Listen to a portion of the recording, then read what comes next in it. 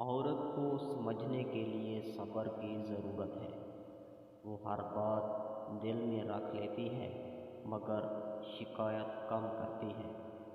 وہ ناراض ہو کر بھی دور جانا نہیں چاہتی۔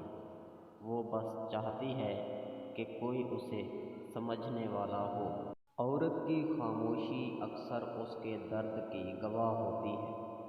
وہ چیخ کر نہیں بلکہ چپ رہ کر احتجاج کرتی ہے۔ وہ لفظوں سے نہیں بلکہ رویوں سے بات کرتی ہے۔ وہ دل ٹوٹنے پر بھی رشتہ نبھانے کی کوشش کرتی ہے۔ عورت اگر خوش ہو تو گھر جنت لگنے لگتا ہے۔ وہ اداس ہو تو ہر چیز بے رنگ سی محسوس ہوتی ہے۔ وہ موجود ہو تو زندگی میں ترتیب آ جاتی ہے۔ وہ ناراض ہو تو سکون کہیں کھو جاتا ہے۔ ماں بن کر وہ اپنی دنیا اولاد پر قربان کر دیتی ہے۔ بیوی بن کر وہ ہر مشکل میں ساتھ کھڑی رہتی ہے۔ بیٹی بن کر وہ گھر کی رونق بڑھا دیتی ہے۔